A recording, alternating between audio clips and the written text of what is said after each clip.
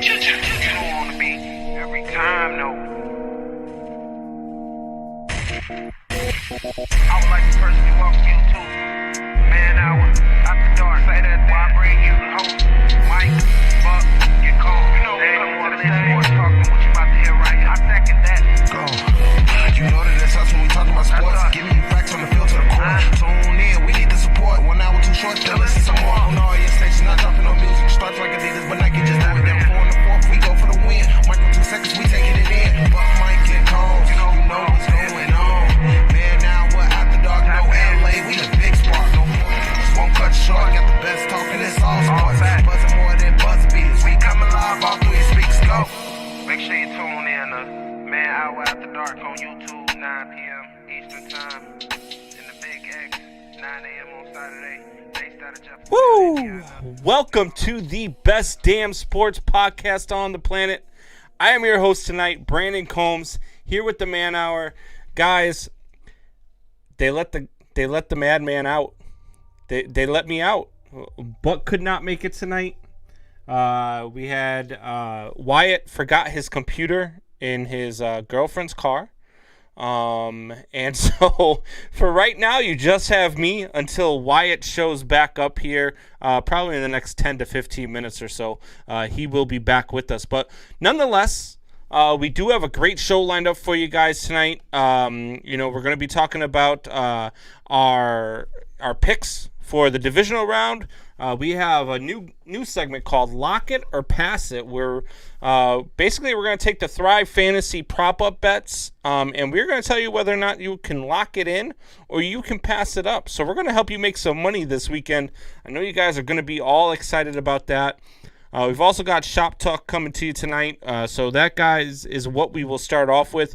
Anything you guys want to talk about, go ahead and hit me up in the chat box, and we will chat about whatever it is you guys want to hear about today. Lots of stuff going on. Urban Meyer going to Jacksonville. You got the big trade with the Brooklyn Nets getting James Harden. We don't do a ton of basketball here, but it's something we can certainly delve into. But before we do that, guys, make sure that you like, comment, and share. Head over to the website, manhour.com. Get yourself some good Man Hour swag. And, so let's get things started here, guys. Urban Meyer to the Jacksonville Jaguars. I'm not sure what to think about that. Now, Urban Meyer, coming from Ohio State, is going to have the number 1 pick in the NFL draft. Now, I got the question posed to me earlier, does he take Justin Fields, who he knows and has a relationship with, or does he go ahead and take Trevor Lawrence, like everybody, is saying Trevor Lawrence is the number 1 overall pick? I'm not sure he does either of those things. I wouldn't be shocked to see him trade out of that spot and try to get a bunch of picks for the number 1 pick. I mean, if you trade that number 1 pick, you're probably getting, a first, maybe 2 firsts, a second, and maybe even a couple of thirds, or even an NFL-ready player already. So one of the things that I threw out there when we were talking about this with one of my friends, Ryan, over the phone today was, Urban Meyer trades out of that spot. What if you trade that spot to Houston?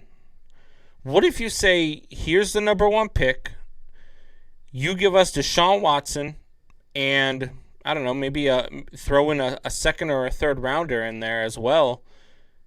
Is that enough to go ahead and get Deshaun Watson? And not only that, but does Deshaun Watson immediately make an impact on the Jacksonville Jaguars? That is something I do not know. Man Hour chiming in, so this must be Buck on the Facebook. So Buck could not join us tonight. He is having a whole bunch of showings for his house tonight, so he could not be on the show with us tonight, but he is chiming in saying Lawrence will not go number 1 overall. I disagree. I think Lawrence is going to go number 1 overall. Do I I've been a big proponent, and I know Buck has backed me up on this. Buck thinks the same way I do when it comes to Trevor Lawrence, is that I'm not sure he's going to perform like a number one pick in the NFL. So I don't know. LeBlanc says that was him. Mike LeBlanc, what's going on, buddy? Good to see you out there. I messaged you. Maybe you did not get the message, but I was looking to see if you wanted to come and join the show tonight. You think Fields or Jones goes number one? LeBlanc, hit me up in the chat. Let me know if you want me to send you the link, man. You come on, we'll talk some NFL draft and some football. And then once Wyatt gets back, all three of us will. So let's talk about that. So you think Justin Fields or Mac Jones goes number one? Man, if the Jacksonville Jaguars hold on to that pick, and does he go against Trevor Lawrence and pick his boy Justin Fields? I would not be surprised. I would not be surprised at all. Let me go ahead and get Mike LeBlanc the link here. Give me 1 second. Let's see. Send Mike LeBlanc this lead. Let's see if he joins us here. Mike, hopefully you are up for this. If not a problem. We will, continue on either way. But, so I don't think that, there it goes, it's sent. I don't know if Urban Meyer does, man, I don't think Urban Meyer does pick Trevor Lawrence. I think you're right. I think Urban Meyer does go with Justin Fields if he's got the number one pick. I mean, that being said, a lot of people will tell you that you pick the best player available, and the best player available coming out of college is Trevor Lawrence. And if you pass on Trevor Lawrence and he's better than what what we think that he's going to be, then you're in trouble. You're going to lose a lot of fans. You're going to lose a lot of respect for the things that they were doing. And you might even lose your job. I mean, so that's something that they've got to play into, and I'm not quite sure that they will. So Michelle Dowling chiming in, Buccaneers better make it to the Super Bowl. I think that's just because she wants to see Gronkowski. She will take as much Gronkowski as she can get. But I think they do. I think they do make the Super Bowl. And I'm just not sure that the it's going to be between the Buccaneers and the Saints. And check this out here. We have got ourselves the OG of the Man Hour, Mike LeBlanc himself. What is going on, buddy? What's going on, man? Not much, man. We got Buck has his house getting sold, so he is out for tonight. And then Wyatt calls me 5 minutes before the show starts, says, "Hey, I forgot my computer in my girlfriend's car. I'm running to go get it right now." I was like, "All right, man. So I'll start without you, and we'll go." So tell me about Trevor Lawrence not going number one. Trevor Lawrence will go number one. I really think in the game against Ohio State, he really did himself a disservice. Really? Yeah, I don't think he played well in that game. And, I mean, his during that game, when Ohio State got to him early, he got rattled, and he was rattled throughout the rest of the game. Yeah. And he never recovered from it. And, yeah. If you're going to be the number one overall draft pick, you've got to be able to show that when they get to you early, you can't let it get into your head. And we've seen it earlier in the season. Now, granted, he's bounced back, but those games have been really close, and we've seen it his whole college career. You start getting to Lawrence early, you start getting into his head, and he's not the same quarterback. he doesn't know how to lose. This is his first game that he's ever lost, all the way going back all the way since high school. Yeah. And so, but see, that's so you think even if Urban Meyer isn't taking the number one pick, you still think that Trevor Lawrence blew his shot at being number one? Well, here's the reason why I think Fields will go number one overall, because of Urban Meyer, because of the history that they have at Ohio State. Okay. I mean, that was makes his sense. You know what I mean? That was he already knows what kind of quarterback Fields is. He knows what kind of system. Like, he's already familiar with. And let's be honest. Urban Meyer is going to go and install his system, same system that he ran at Ohio State. You know what I mean? It's going to be the same system. It's Urban Meyer is that kind of coach. It's my system. This is what we're going to run. And Fields is already ready. You know what I mean? In that system, he knows Urban Meyer's system. So, right. I mean, it's kind of a no-brainer now at this point with the Jags hiring him as the head coach. Justin Fields is the obvious choice. You know who's going to love that, if that is what happens there, is going to be the Falcons. Because then I think the Falcons are going to try everything and put everything they can to the Jets. It'll probably be Matt Ryan, the number 4 pick, and maybe even a second-round pick or 2 second-round picks for the number 2 spot from the Jets to go get Trevor Lawrence. That's what I think that they – because I think they draft a quarterback no matter what. I think at 4 they're probably drafting Zach Wilson or Justin Fields. Who has the number 2 pick? The Jets. The Jets. Now, everything that I've heard about the Jets is that they're leaning towards keeping Darnold. Yeah, I think they're gonna. Who picks third? Third is I believe it's the Miami Dolphins.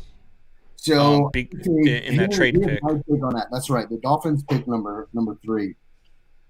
I think we're gonna see a blockbuster trade in the draft with the Dolphins and Houston.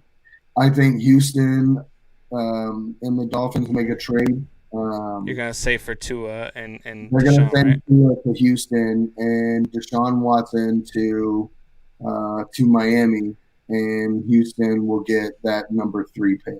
See, I don't like that, but mostly just because I want Deshaun Watson in Chicago, and I think that the Bears send their first-round draft pick, Khalil Mack, 2 seconds, and a third-round pick to Houston for I don't think Deshaun Watson. They're not getting rid of Khalil Mack. I mean, that's the anchor of your defense.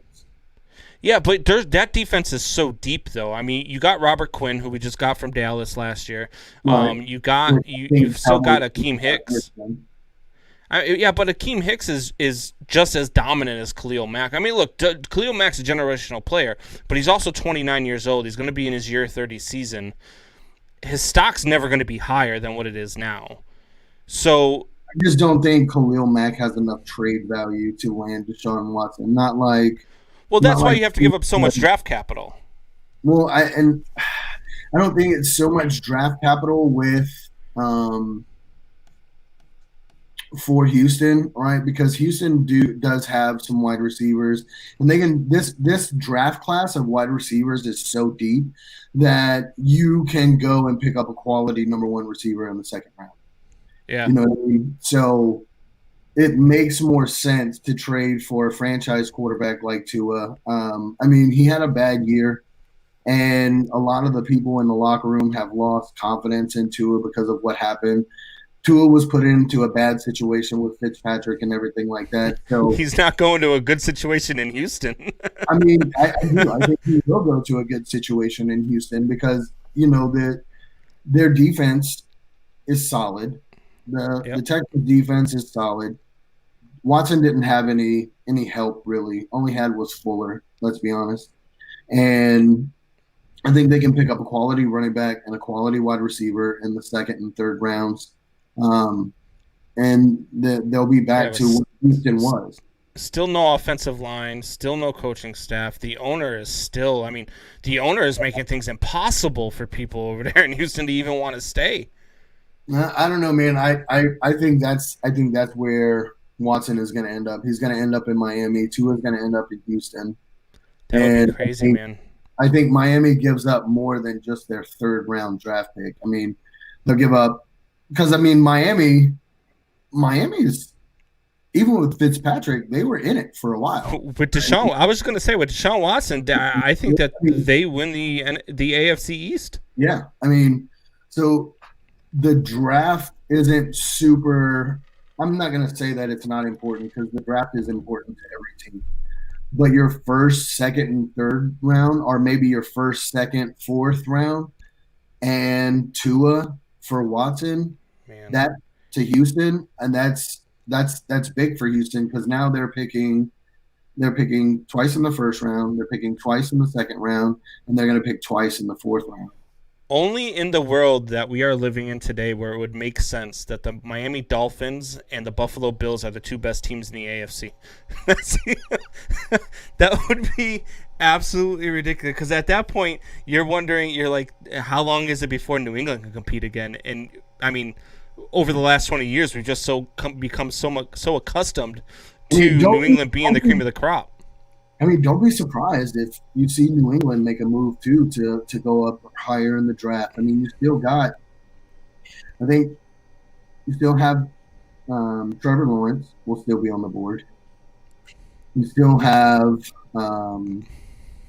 you'll still have. Yeah, but Bill Belichick doesn't trade up in the draft. Bill Belichick trades down. Like, I mean, that's true, but I mean, right now he needs a quarterback. Stidham is not the answer in New England. No. So, and who knows? I mean, Belichick may retire this year. Yeah, I would not be surprised. But all right, guys, so we're going to go ahead and take our first break. When we come back from the break, though, we are going to do a little bit more shop talk. If you guys want to hit us up in the chat line, let us know what you guys want to talk about. We will certainly talk about it. We will also continue this draft talk as well. So stay with us. We will be right back.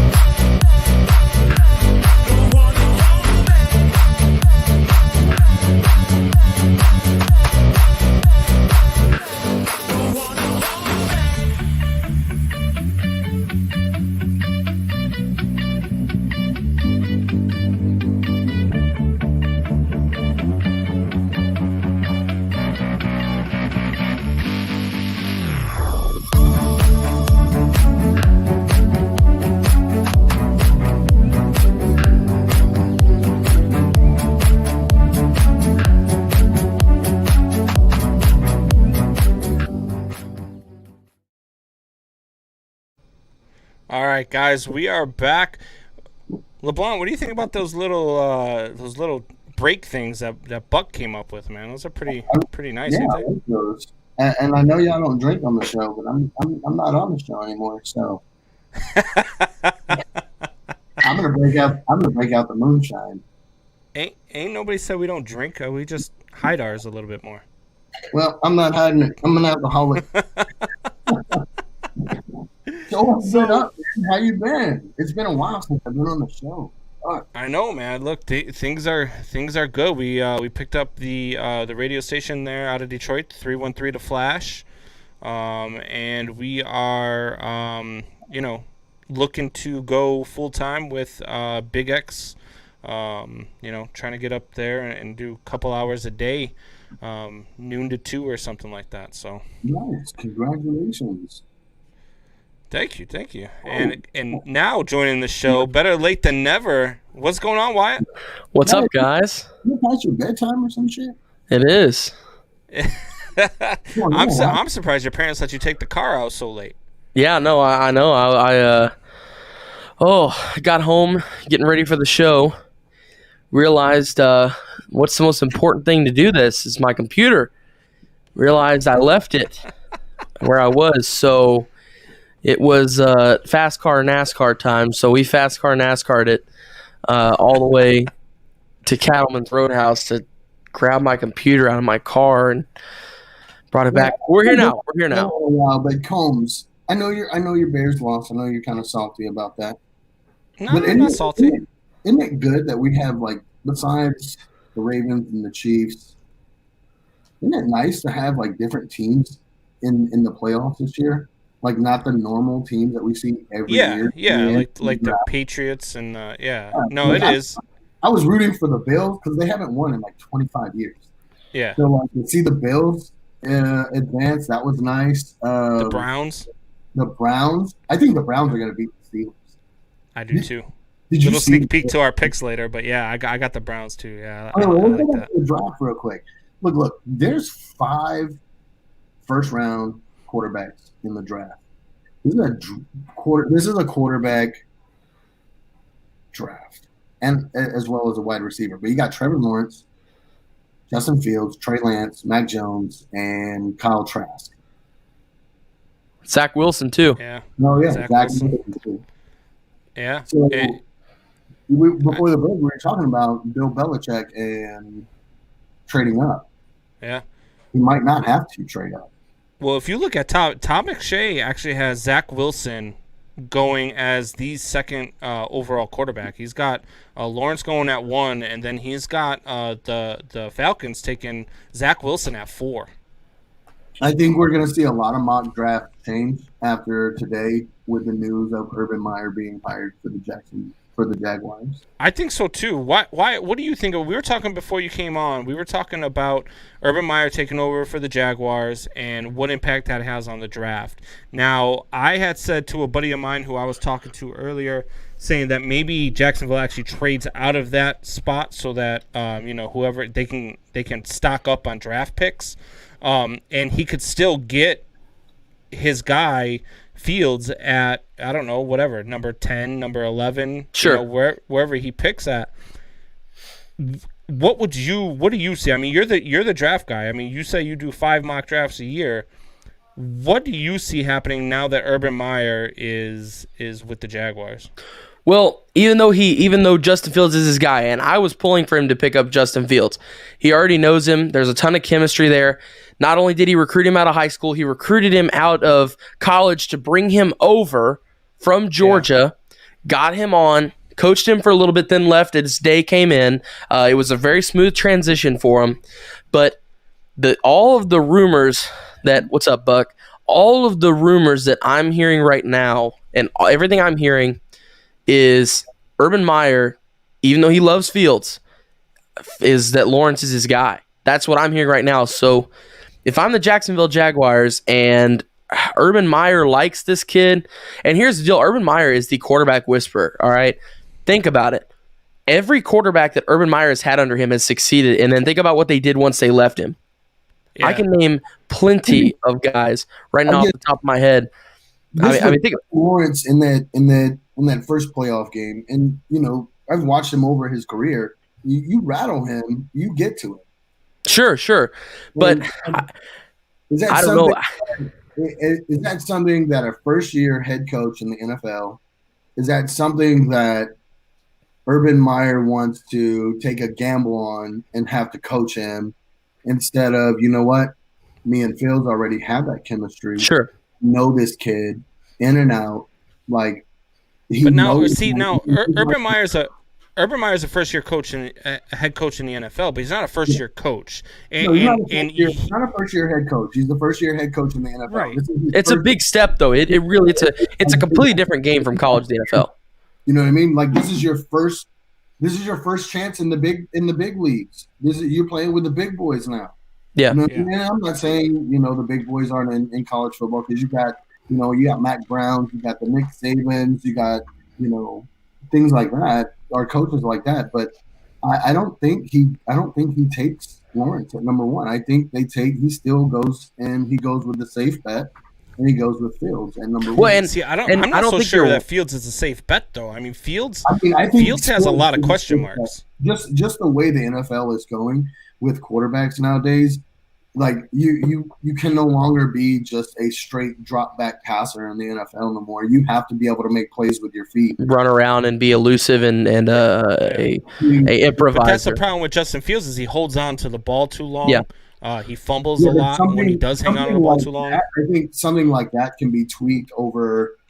When you get rattled, you're off the rest of the game. Right. But if you ask me, and Wyatt, I don't know if you've really looked into how deep you've looked into this draft, but to me, I would take Trey Lance and Zach Wilson before I took Justin Fields.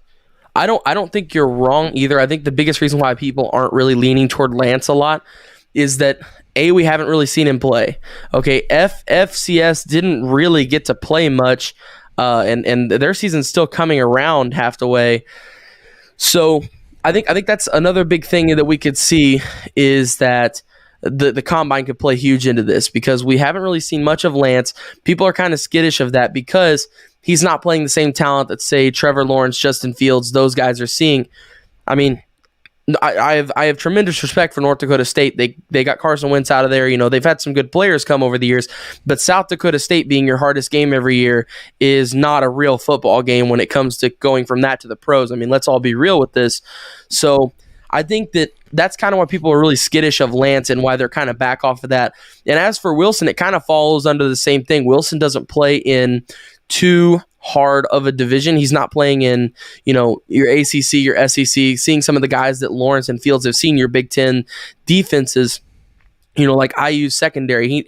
Wilson didn't really see a ton of secondaries thrown at him this year that were really that hard. Now, yes, he stepped up in the pocket a lot and made some great reads. He got rid of the ball on time perfectly like he was supposed to. But I definitely get where you're coming from, Mike. I don't think you're wrong. And the other thing I also wanted to bring up to kind of piggyback off what you were saying was the big issue that I kind of see is, yes, Lawrence does get a little rattled as stuff goes on not his way. And stuff's not going to go his way in Jacksonville. First off, pass protection. That's a huge thing in the NFL. Yeah, and not only that, like, the kid doesn't know how to lose. Yeah. Like, this is his first game that he has lost since ever. He's lost every single game he's ever lost. He's lost in a national championship in college. He's lost in a national championship and the game before a national championship. That's it. That's pretty freaking successful, if you ask me, to break that down. He never lost a game in high school. He won 4 state championships, like all 4 years as a starter. I mean, the kid's a ridiculous talent all the way around. But it will be definitely interesting to see how well he fares, how well he's going to fare with the pass rush, especially in that AFC South. I mean, J.J. Watt might not be there next year, but as of right now, that Texans front is still mean. I mean, they got J.J., then you'd switch over to the Colts, DeForest Buckner and company, Justin Tuck. Well, sure, he might not be. I'm telling you, this is what's going to happen. We talked about this before you hopped on the show. I'm telling you what's going to happen with Houston. Miami's going to send Tua to Houston, and their first round, second round, and fourth round, and for Deshaun Watson. And I absolutely could see that too. Did you guys see the anonymous poll throughout the Dolphins locker room? Did you guys see all that? He's lost the locker room. His entire team voted for him to leave. Like not his entire team. Holy but crap. I'm gonna say I think it was like 75 to 80% of his locker room voted for him to be gone. That's huge. If you're a quarterback, you're the leader of the team. You are the guy. These guys rattle behind you. And if your locker room's not even backing you and your coach isn't really even backing you, because here's the deal. I mean, look at this year. Flores made a joke about it that it was almost like a starting pitcher and a relief pitcher. If I'm a rookie and you're putting your franchise in my hands, that is a confidence killer.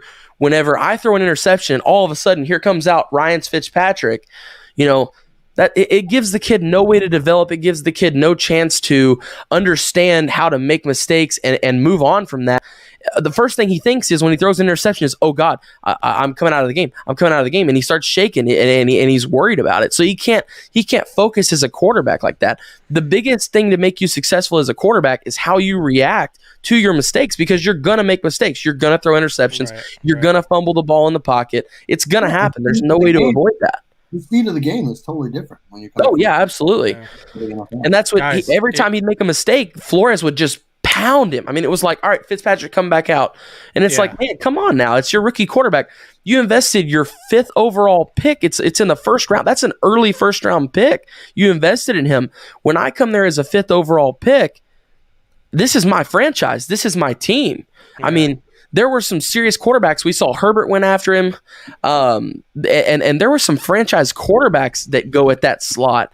So, I mean, when you hand me your franchise like that, you can't be taking me out of the game for Ryan Fitzpatrick all the time. You can't be throwing Ryan in for 3 games, putting me in for 4, putting Ryan in for 2, putting me in for 3. That's not how this works. You gotta fully hand me the franchise and let me run with it. You gotta let me make mistakes. That's the big problem that they made. And I think that Tua now, at this point, it's just a disaster with what it's come from, especially the fact that, like we said, 75% of his locker room doesn't even back him. At this point, if your locker room's not backing you, it's time to get out of town, and he's got to go. And if Deshaun Watson comes in, the AFC East, excuse me, I was about to say North, AFC East is going to be stacked, because you're going to have the Bills, said before you came you're going to have the Dolphins. Yeah. And the Bills are going to be dominating the AFC. Yeah. Tell me this isn't Mike Buckheister right here. Stop being anonymous. Put a name on it. Stop being anonymous, says the guy with no picture on his damn profile. Stop. No, and I hate, especially in team locker rooms like that, I hate anonymous voting. If you're going to make a claim like your quarterback shouldn't be there or you want somebody else there, put your face out there. Don't make a claim like that and then hide. That's not how this works. These guys have got to stop doing these. I watched Pat McAfee talked about it a lot on the show on his show 2 days ago about this whole situation. And you can't make a claim like that and not back it. You know what I mean? Because think about it. Now, if Tua does stay, let's say the Deshaun Watson trade falls through. Let's say that the Texans want way too much for him and Tua stays. Now, 75% of my locker room doesn't like me. I know it, and I don't know who it is. I don't know who it is around me, so I assume everybody hates me. So now here's the deal. Tua's not going to be successful in Miami. It's over for Tua in Miami. It is. This is it. Tua will not be in a Dolphins uniform next season. No, he physically can't be. After putting up with the Fitzpatrick thing that I just talked about earlier, and then now this, I wouldn't stay. I'm getting out of there. I'm too good of a quarterback to waste my time, to waste my talent, to waste my years on that. Now, you know where I think Tua would look good? Where? The Bears. Oh, of course you think he'd look good in there. Honestly, seriously, you know where I think Tua's best landing spot is? And it would be uncomfortable at first, and Dallas. It's kind of like the Dolphins. Dallas would be all right. I think Seattle is the best landing spot for Tua Tagovailoa, because he will sit behind Russell Wilson for the rest of his contract, and then you literally have another Russell Wilson. Tua Tagovailoa is Russell Wilson at a younger age. Look at their college tapes. Tua was honestly was better in college. He's a bigger body too. He's not as athletic yet, but I mean, sticking behind Russell Wilson for 3 years. Aaron Rodgers spent like almost 5 years behind Brett Favre, and see how that turned out for him.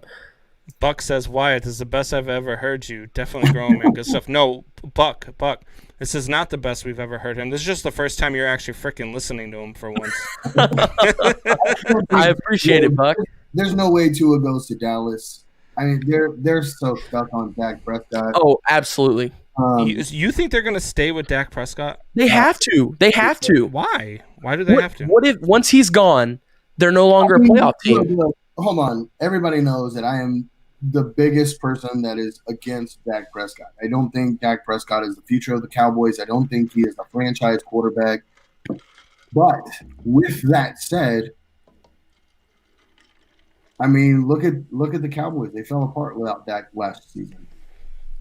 And now that gives Dak Prescott all the leverage he needs to sign Yes. his contract. Well, the thing he's going to do is he's going to pull a Zeke. That's the smartest thing he can do. Go sit on a beach in Mexico for a week. Have Jerry call on your phone every 10 minutes. Hey, where you at? Where you at? Tell you what, man. You give me that $30 million a year, and we'll come talk at AT&T. How about that? He's got all the leverage now because they were claiming all last year, oh, they got to get Zeke back. He's the answer. Zeke is what makes this team run. Zeke is what makes Buck's this team been run. saying ever since Deshaun Watson has been, on edge about leaving? He's been saying Dak for Deshaun. You trade Dak Prescott and a couple of your draft picks for Deshaun Watson and have Deshaun Watson come to the other part of Texas. I mean, it's not a horrible idea. It's a great idea for the Cowboys. I don't know if the Texans would necessarily do that, though, simply because when you look at Tua, they would do it because Tua was a rookie last year. He's super young. He's got a lot of potential. He had great shining moments this season. I mean, really, if you break it down, Tua had one, maybe two bad games this year. He was in all of the games. He was in that Kansas City game. He was in the Bills game, the first one. Not the second one. They were not in the second one. But he competed with good teams all year long. He competed with Bill Belichick's defense. That's huge. I mean, so he showed some promise. So I think that's why the Texans would look forward to having him. Whereas for Dak has already spent a couple of years in the league. Dak is one of those guys that I think he fits like 3 or 4 teams, and he's found one of those teams, which is Dallas. I don't necessarily know if Dak would work anywhere else quite like he has in Dallas. But see, now they talk about Trevor Lawrence the same way they were talking about Tua before the injury, pre-injury. And I was never high on Tua. I said Tua's going to come to the NFL. He's not. He's going to end up being a guy who is the middle of the road until the end of his rookie contract, and then he's going to be a backup somewhere. I'm not very high on Trevor Lawrence either. I think that Trevor Lawrence is going to come in and he's going to see the NFL and he's going to crap himself. I really do. I've said that for a long time now. I don't think that Trevor Lawrence, especially after watching Clemson play against Ohio State. Ohio State came in and thumped Clemson. Oh yeah, they did. It was bad. They rattled Trevor Lawrence, and ever since that hit that he took, he was never the same. That was the rest of the game. Never the same. No. There were so many receivers and running backs that he had wide open that he missed. Yeah. Yeah. No, and that's what last year I had a high and a low in my mocks last year. So I said Joe Burrow will go first, which I think everybody knew. But I said he wasn't going to be successful simply because of the fact that he doesn't have protection. Boy, at the time, we didn't realize. Do what? What did you miss on that? Oh, I did. So I said he didn't have protection. He didn't have weapons. I didn't know how good T. Higgins was going to turn out to be. AJ Green was kind of spotty at times, and I didn't realize Boyd was either going to be able to play another down in football again in his life. Yeah, and I was when that draft happened. So we were on TSS, and Soup Boss was my co-host there, and he laughed and laughed and laughed at me because I said Justin Herbert in San Diego is going to be a really good thing. That was I was talking about my high and low in the draft. That's what my high was Herbert. I threw Herbert in there. I said Herbert should have gone to Miami is what I said. I said Miami should have taken him because yes, Tua's a great talent. Yes, he's shown a lot of promise here and there. He came into a national championship game at the biggest stage and won. He's shown he can win, but Justin Herbert is a high IQ quarterback, and I would say this year they would have won the AFC East with Justin Herbert. If not, very close. I mean, very, very close. Because that's all the Dolphins was just figuring out that quarterback situation. If the Dolphins would have figured out the quarterback situation week 1, we may be talking about the Dolphins being the one that's 13-3 right now, and the Bills being the ones that were, I don't know, maybe they would have finished 12-4, 11-5. But Herbert, I said that Herbert was the answer, and they passed on him. And now LA, they have got themselves a QB and a awesome offense that they're building around him. And once they get Derwin James back, that's what a lot of people don't realize. Gordon was out, Derwin James was out, and James is arguably the best safety in the league right now. So once they get those two guys back, and Bosa as well, that defense is going to be scary. The offense is going to be clicking as well. The only problem they're going to have is they're going to have to deal with Kansas City twice a year, and they'll probably lose a game to the Raiders and maybe a game to Denver at Denver because it is so hard to play at Mile High. Right. So, but other than that, I think they're going to click on all cylinders, and they may even beat Kansas City at home once a year. But I don't think they'll go to Arrowhead and win that. But Herbert's been awesome for what he's had to work with, the injuries he's had. I mean, literally, you got to think about it. He's a rookie quarterback that stepped into the league through the fact that the guy that was starting over him had a needle go through his lung. Okay? Yeah. They literally came to Herbert the day of the game and said, hey, grab your helmet. You're going in. And he's like, what? Yeah. And they're like, yeah, the doctor punctured Tyrod's lung with a needle while he was giving him a pain shot. And now we learned that What? that same doctor is going to be giving the shot to Aaron Donald this weekend. When's he giving that shot? Yeah. I don't know how he's still employed. I have no clue. Yeah, When's he giving the shot to Donald? Aaron Donald. Oh, man. All right, guys, so we're going to take another quick break. When we come back from break, we are going to play Lock It or Pass It. New game here on the Man Hour. Stay with us. We'll be right back.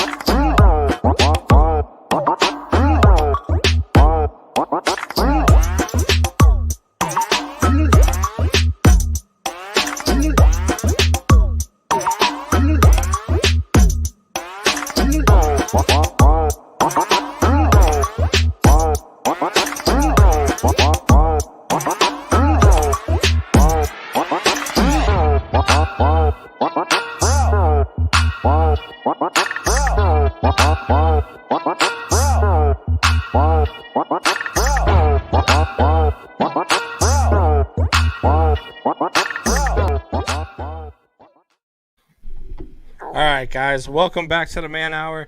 It is now time to play our game that is going to become world famous, Lock It or Pass It.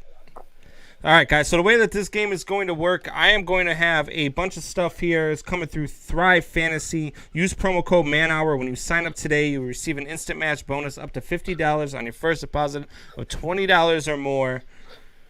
So the way it's going to work, guys, is I am going to come at you here with a series of little prop bets from Thrive Fantasy this weekend, and you guys tell me whether or not you are going to pass it or lock it in. And if you lock it in, this little overlay will come up, and if you pass on it, this little overlay will come up. Then you'll tell us why you are locking it in or why you are passing on it. You guys ready for this? Ready, let's do it. All right, so the first one here, Cam Akers over 88.5 rushing yards. That's the over under is 88.5? 88.5. I'm gonna take over. You're gonna go over, so you're gonna lock it in over. Yep. All right. How come?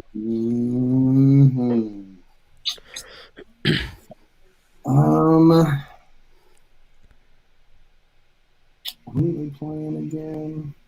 They're playing the Packers.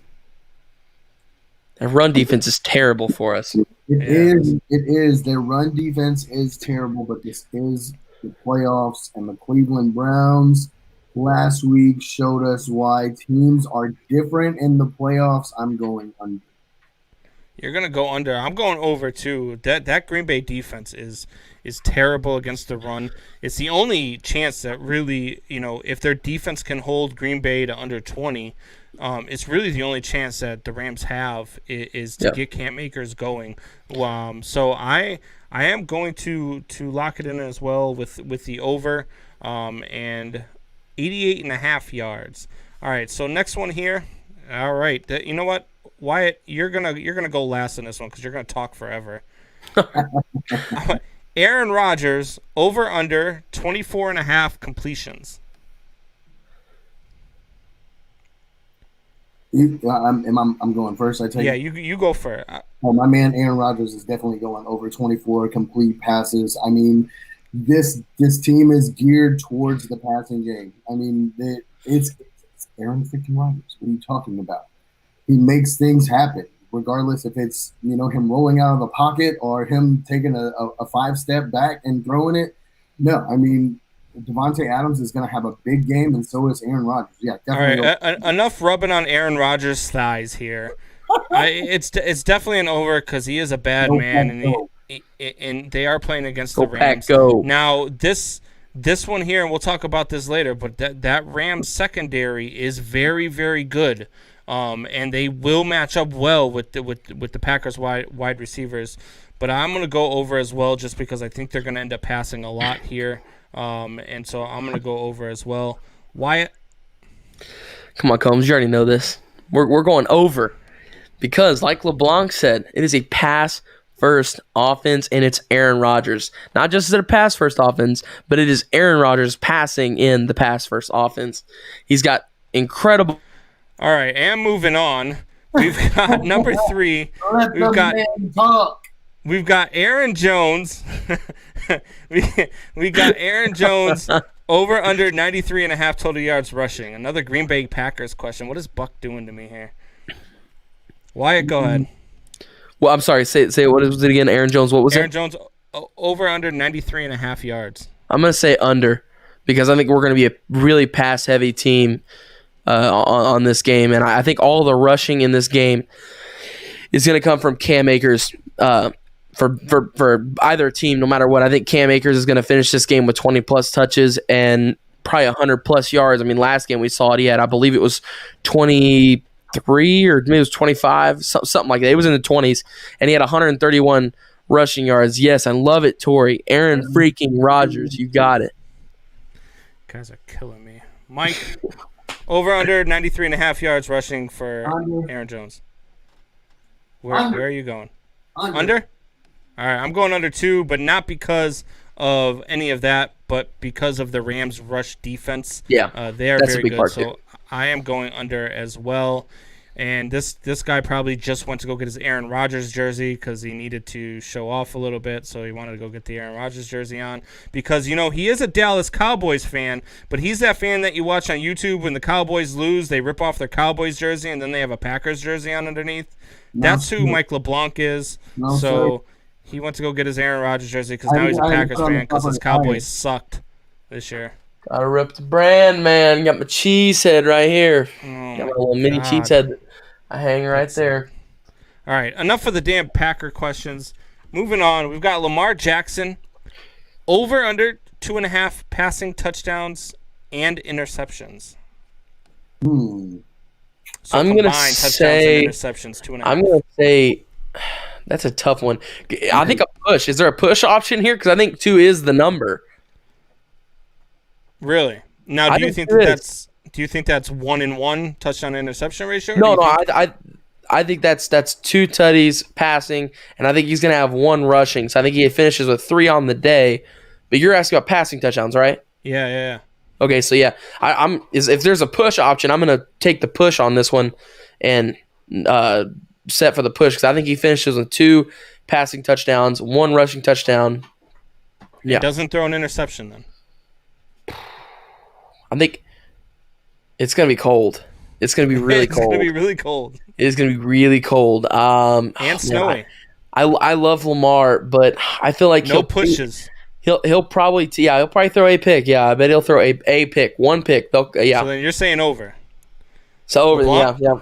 Yeah, I'm gonna go over. I think he definitely throws more than 2 picks. I think he throws 3 picks in this game. Wow, 3 picks in this game. Yeah. I'm going over as well. I also think that his interceptions is gonna be more than his touchdowns, but I definitely think the total is gonna be more than 2. I don't know.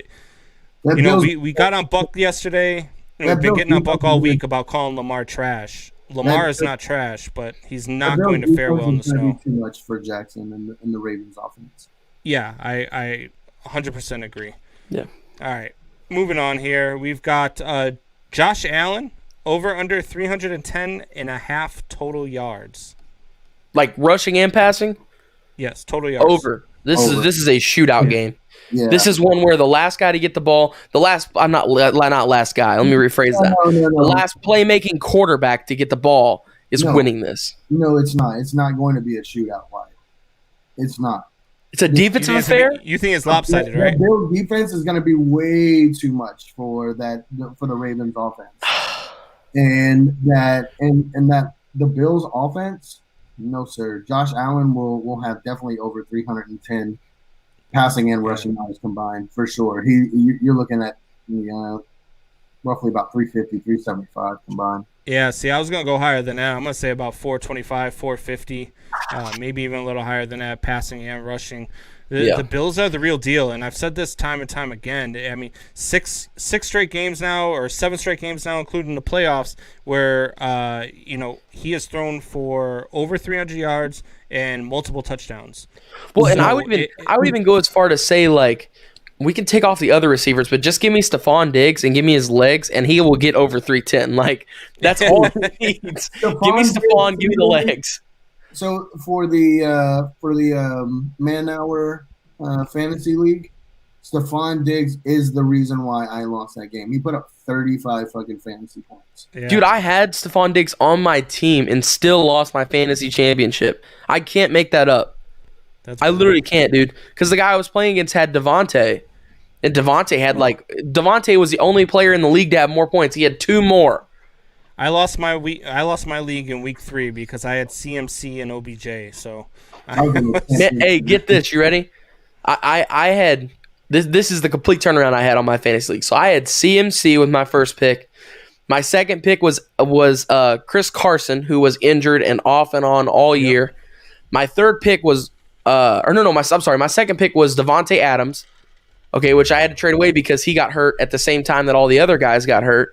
My third pick was Chris Carson, and my fourth was Eckler, who missed literally like 80% of the year. Yeah. I was 2-5 in week 7, turned it around, became 6-7, entered the playoffs at 6-7 as the 4 seed, and went all the way to the fantasy championship and lost because of Jonathan Taylor's last second, like 80-yard run that gave the guy I was playing against like 15 points on the run because of the yards and the touchdown.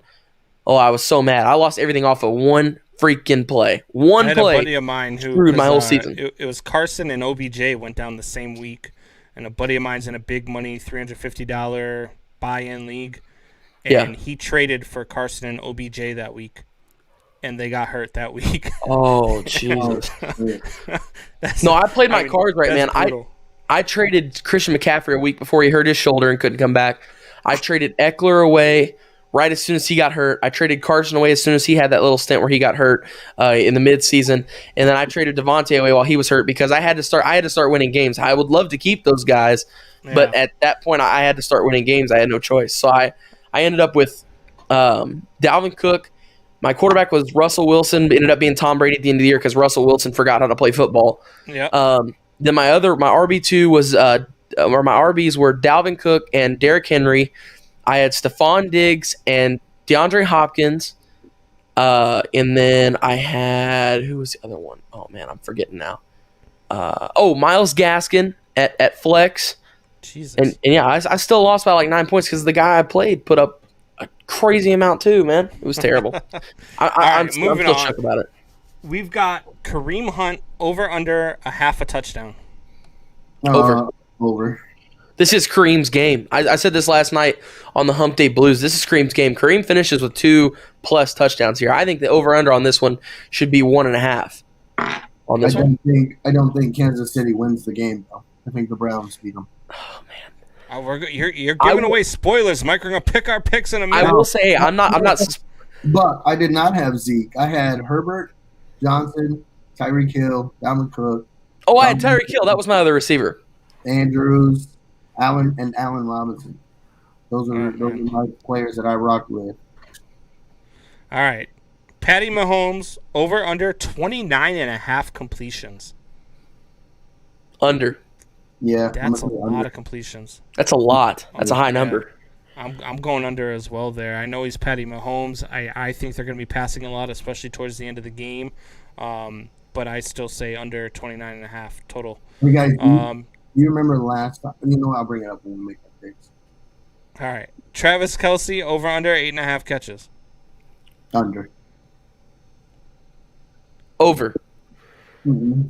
Over. I'm gonna say under because I think he'll be in that 7 to 8 catch mark. Tom Brady over under 2.5 touchdowns plus interceptions. Over. Tom Brady's gonna have a huge game this weekend. Yeah, I'm going over too. I think he throws for 350 and 3 to 4 touchdowns. I think this game is going to be the shootout of the weekend. Really? I'd say over. Yeah. Definitely could be. The shootout. All right, and then we've got Antonio Brown over and under a half a receiving touchdown. Over. Over. He'll have a touchdown. Yeah, I think he ends with 2 on this one. Yeah, I'm going over as well. I think he's going to be the receiver to beat on this team. Starting to click in that offense. Drew Brees over under 270.5 passing yards. Over. I'm going under. I'm going. See, that sucks because I think that's right about where he'll be. That's a tough one. This might be one where we pass it.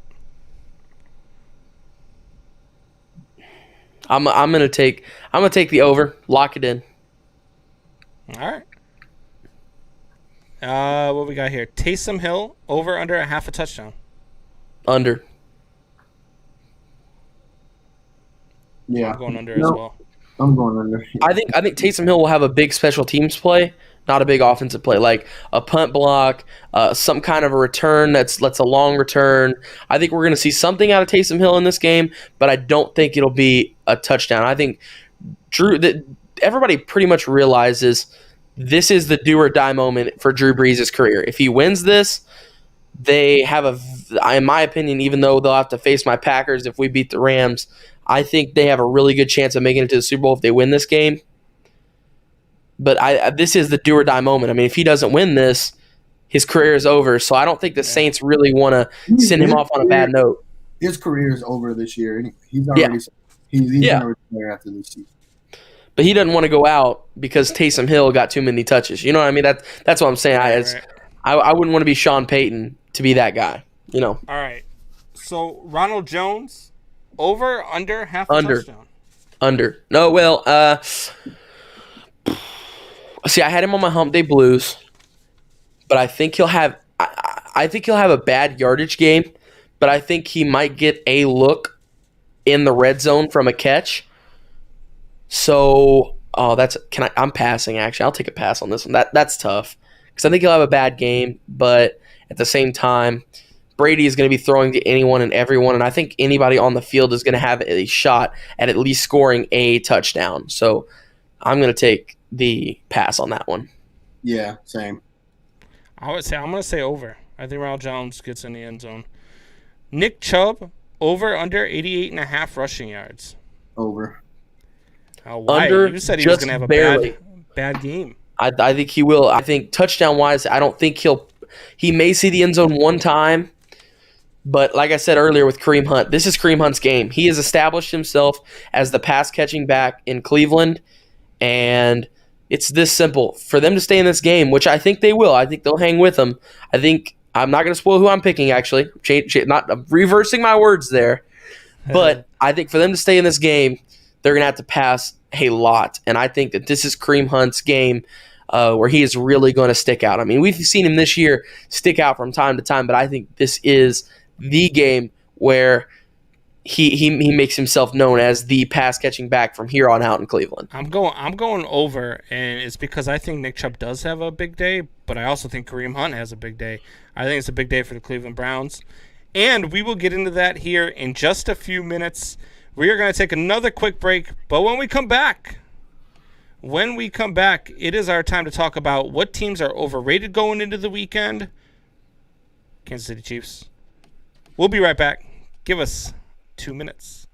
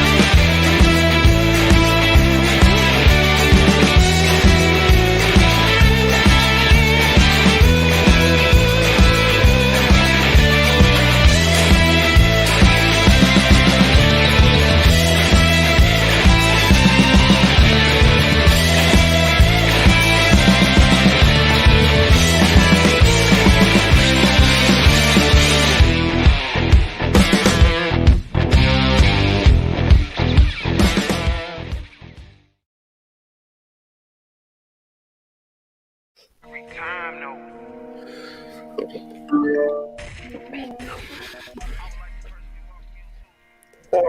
All right, guys, we are back.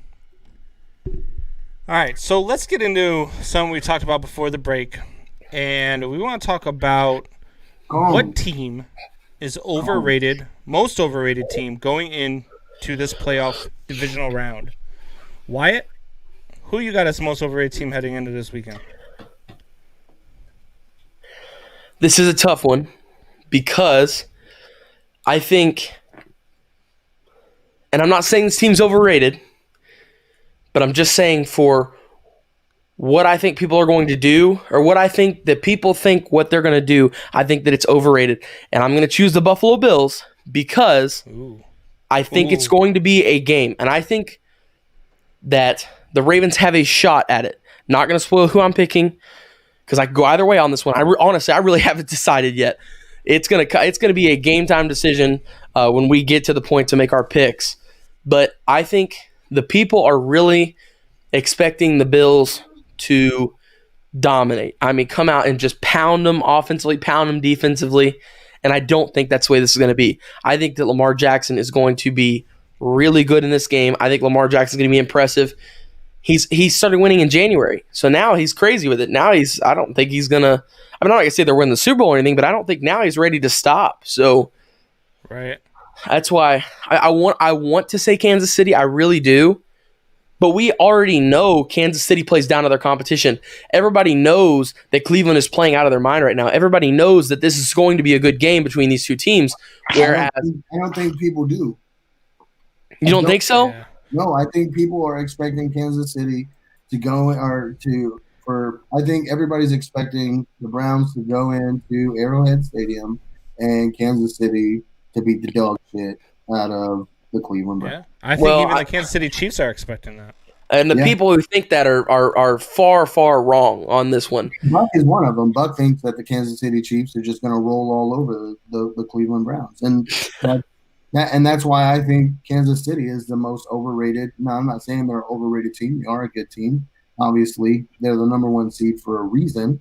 But I think they are the most overrated this week. Yeah. I'm going to go with the Green Bay Packers. I think the Green Bay Packers are the most overrated overrated team. Of course, the Bears fan chooses the Packers. Look, the Packers, year after year, how many Super Bowls has Aaron Rodgers won, Wyatt? He's won one, but hey, we don't choke in the divisional round, Combs. You know this. We choke in the NFC Championship. Look. We choke with a lead in the NFC Championship. That's where we choke. We get out to these awesome leads, except for other than last year, we get out to these big leads. Seattle.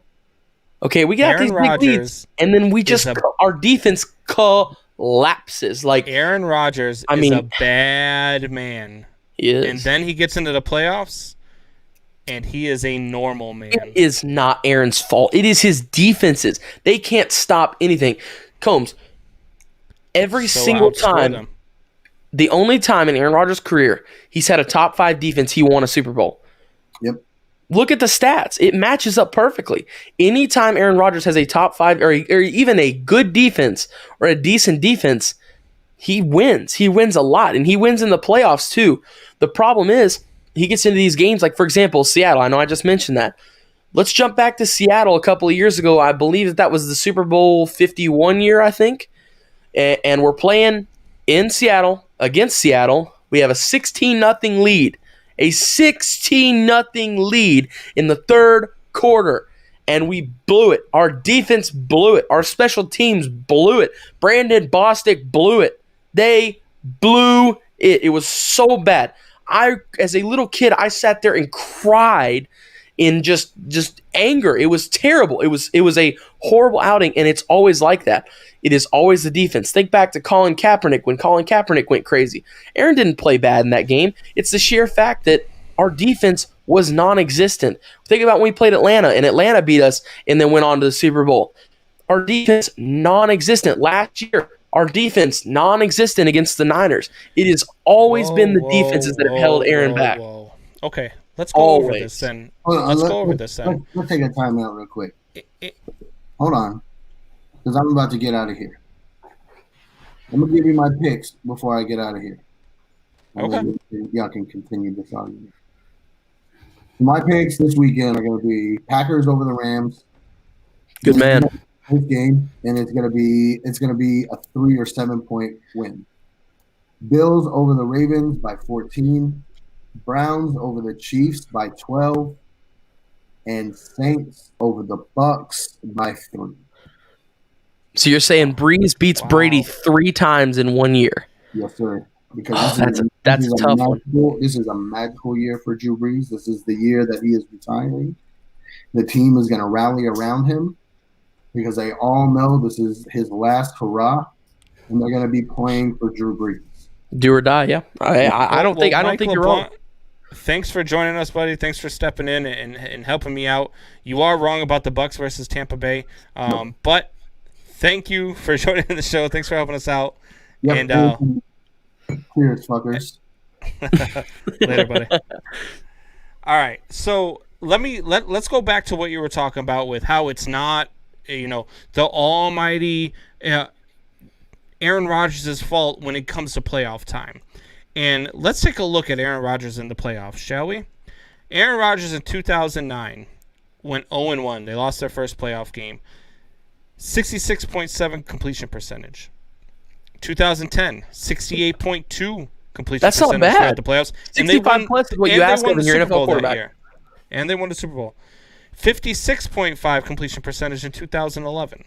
68.1 in 2012. 65.4. 62.3 in 2014. 56.3 in 2015, 62.5 in 2016, and 71.2 in 2019. One season in the playoffs has he completed more than 70% of his passes. 70% is unreal, though. That is For a quarterback to throw 70% in a game is incredible, let alone a playoff series that you go to the NFC Championship in.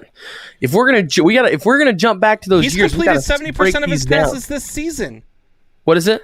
70% of his passes he's completed this entire season. Yeah, he's a bad man. You're right. He's the MVP. Oh my god! And it's running through. Is he? Do you not think he's 10-8 in his playoff? He's 10-8 in his playoff career. He has thrown for 40 touchdowns in his playoff career and 12 interceptions. Not bad. I mean, he just doesn't throw a ton of interceptions. That's not what Aaron Rodgers does. Yeah. I mean, Aaron Rodgers. Look, he's a top 5 quarterback of all time. I will never argue against that. He really is a top 5. What? Top 2. He is.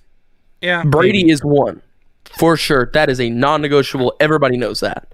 Yeah, but I think you get into Joe Montana and his 4 rings, 4-0 in the Super Bowl. I think you get into. I don't just look at rings though. Peyton Manning fans are going to yell at you. No, hey, I don't just look at rings, and they can yell at me all they want. I don't just look at rings. I don't think you can look at just rings. I don't think that's fair because to get a ring, it takes an entire team. This isn't basketball where if you have LeBron James or if you have that superstar player, Kawhi Leonard, Kevin Durant, they can change your entire outlook. You can have Aaron Rodgers and still not go to the Super Bowl. Okay? To win a Super Bowl, it takes 100% from everyone. Buck, Jesus. If you win a Super Bowl, the defense has to be there on all realms, secondary, linebackers, pass rush, run defense. Then look at the offense. It has to be there passing wise, rushing wise, blocking, offense or passing and rushing blocking. Your quarterback has to be there. To win a Super Bowl, it takes everyone. Everyone has to be all in. Okay, Joe Montana is a top 5 quarterback all time, top 3 even. Okay, and he is a GOAT. He is a once in a lifetime player without a doubt. But without Jerry Rice, he wouldn't be who he is. Let's be real here. I mean, it's not like Aaron Rodgers has played with cream puffs his entire career. He's never had a solid receiver. Now. He had Donald Driver at the beginning of his career. Absolutely. He's had some great receivers, but he's never had the guy. He's never had the greatest receiver to ever He's never had the greatest receiver to ever pick up a football. In Jerry Rice. Jerry Rice isn't the greatest receiver to pick up a football either. He's top 3. 5. Who's above him? Who's above him? So you would put Randy Moss. To me, I have Randy Moss at number 1. Okay. I have Calvin Johnson at 1. Yeah, I have Calvin What Johnson. What he accomplished in a short career was immeasurable. Yeah, I have Calvin Johnson at 2. Okay. And then, yeah, I mean, I guess right now Jerry Rice is number 3, but I do think that there's a couple guys playing right now that might end up being over him. Devontae Adams, DeAndre Hopkins. Yeah. Those guys just don't drop passes. Everything that's thrown their way, they catch it. And as much as Devontae Adams kills my Bears, that's what he does. I mean, he catches passes. He is a freak. So, that's what it is. So we're going to get into our divisional picks. We're going to take another quick timeout, and when we come back, it is time to get into the meat and potatoes of this divisional round. We are going to go game by game. We are going to pick our winners. I was 5-1 last week. Wyatt was 4-2 last week. Buck was 4-2, I believe, last week, or maybe 3. Oh, he's probably 2-4. I think you got that wrong. Yeah, maybe 2-4. Yeah, he's horrible when it comes to his picks. His picks are about as good as his takes, and not very. So, it's easy to go at him when he's not here to defend himself. But we will be back in 2 minutes. Be in that comment section. Don't you worry. Make sure that you guys are here for that because that is going to be some good stuff. We'll be right back.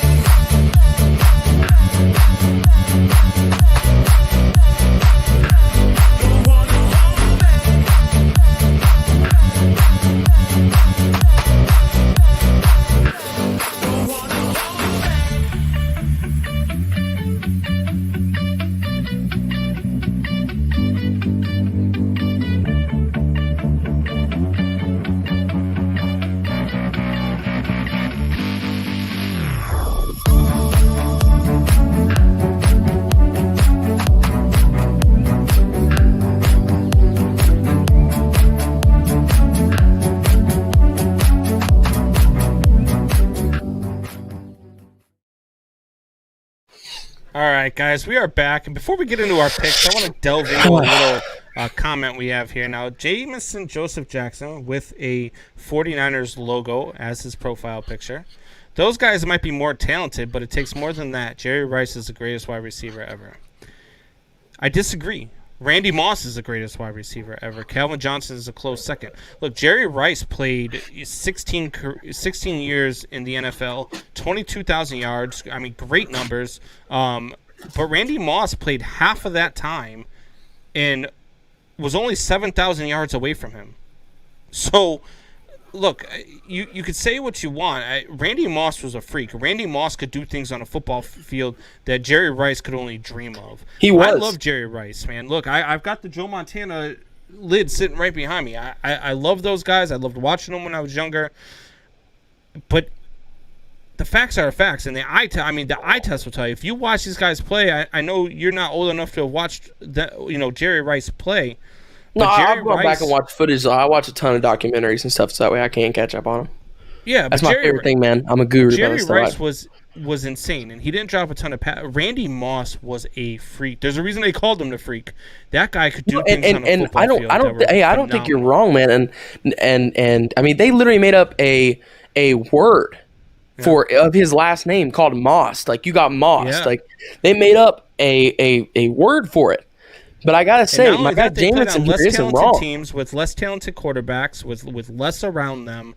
Like, I mean, look. Jerry Rice come on. He played against. Jerry Rice did what he did with Joe Montana, as his quarterback, and Randy Moss played with Dante Culpepper. So Randy Moss played with less talent around him than Jerry Rice. Randy Moss played with Tom Brady in Tom Brady's greatest season ever. Yes. Exactly my point. So he got 2 seasons with Tom Brady. In one of those seasons they went 16-0 and set all sorts of records.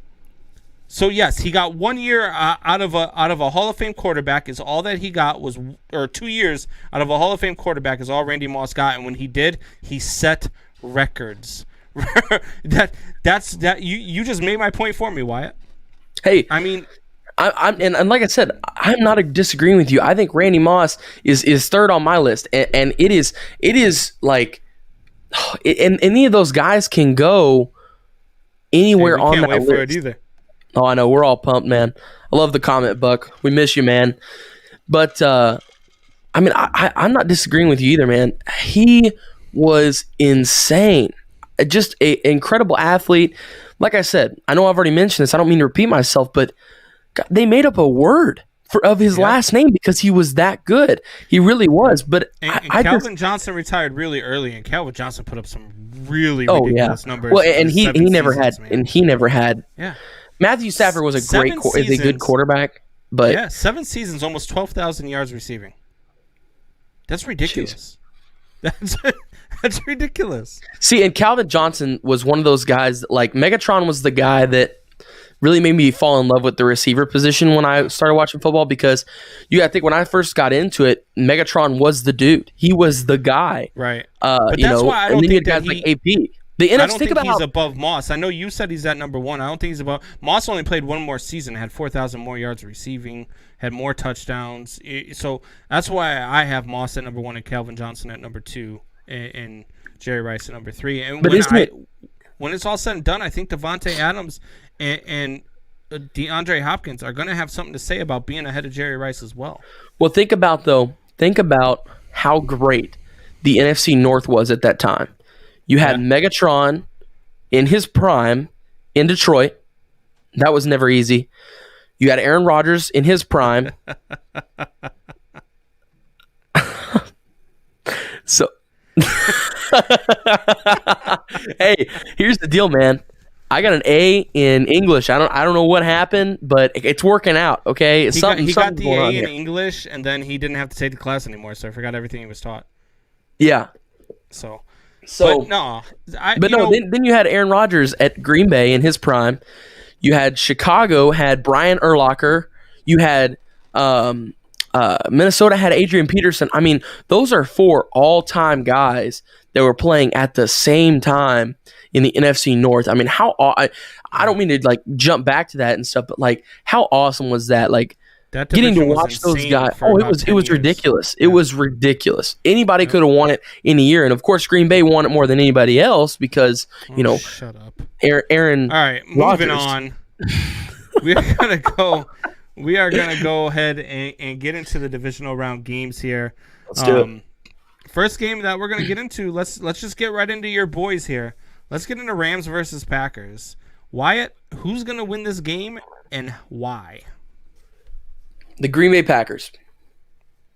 And I say that because of the weapons, because of the talent on the team, because of how they've been playing, because of how Rodgers has been playing, because of how LaFleur and Rodgers have been working well together. Everything is piecing together. Like we talked about last night on the show, the one flaw that Green Bay has right now is the rush defense. Everything else is there. The passing offense is there. The rushing offense is there. We have 3 running backs right now who are RB1s. Aaron Jones, Jamal Williams, and then A.J. Dillon is shaping out to be a dog right now. All 3 of them are incredible. Then you look at the receiver core. The greatest receiver in the league right now in Devontae Adams. Valdez-Scantling is amazing. He's an awesome wide receiver too to have. You look at Robert Tonyan it got completely snubbed, I should say, for the Pro Bowl. That was ridiculous. Led all tight ends in touchdowns, and Evan Ingram reaches in before him. Hey, but that's beside the point. We're not talking about the Pro Bowl right now. I am taking Green Bay because of those reasons, because the gap, I think, between the two teams is so large. But I will say the Rams are going to give us a game, and they have potential to win this. This is Green Bay's game to lose. If we come into this game, mamby-pamby, looking forward to next week, prepping for our next teams, and we take them lightly, we're going home. We're going home. It's that simple. That's just how this is going to be. So we got to play them serious. We got to take that secondary seriously. We got to take that pass rush seriously, and that front 7 seriously. We got to take those wide receiver weapons they have, Kupp and Woods, seriously. Higbee, seriously. We got to really come into this game with a good game plan, ready to play, and Green Bay will walk away with the win in this. But if they come up and they look terrible and they're playing terrible, the schemes aren't there, then the Rams seriously could take this one away. Yeah. Look, my one matchup to watch in this game is Jalen Ramsey and Devontae Adams. Oh, it's going to be beautiful, isn't it? It's going to be beautiful. It's going to be a great battle. Man. And I don't know who's going to win that battle. Devontae. But I will tell you this, and if I go 3-1 this weekend, I will be okay with it, because this would be the one that I'd be okay with losing. I'm going with the Green Bay Packers. Say it, baby. I think the Green Bay Packers have too much for the Los Angeles Rams. I think that defense, if that defense shows up, the Rams can pull off the upset, and they can run. They can run the ball all over Green Bay. They can do that stuff. I just don't think they will. And so I'm going to go with the Green Bay Packers here. I'm going to say that this one is a closer game than people think. I'm going to say 31-23, the Packers over the Rams. I think that's actually a perfect score. It's funny you say that. I was going to say 31-20, so we're right there pretty much neck and neck. Yep. So the next game we have here is Tampa Bay versus New Orleans. I think game of the divisional round. Yeah, this is the main event. If you were to break this up into fights, this would be the last one on the card, and it is the last one on the card. It's a Sunday night game. Tom Brady versus Drew Brees is my matchup to watch. Brees is 5-2 in his career against Tom Brady, so that is something to definitely look at. However, I think it's too hard to beat Tom Brady 3 times in one season. I don't think it's ever going to happen. I don't think it's going to happen this year. I think the Bucs are a different team than they were in Week 1 and Week 9. I think most the Bucs definitely. I think that they are really fighting themselves. I think they've actually found themselves, and they are trending uphill. And I've got Tampa Bay in the Super Bowl this year. If they would have played this well all year, Yeah. they would have beat the Saints twice now. Yeah. I picked really do Tampa think. Bay in the preseason. I picked Tampa Bay halfway through the season. I picked Tampa Bay at the start of these playoffs to go into the Super Bowl and to win the Super Bowl. I'm sticking with the Tampa Bay Buccaneers. They win this game.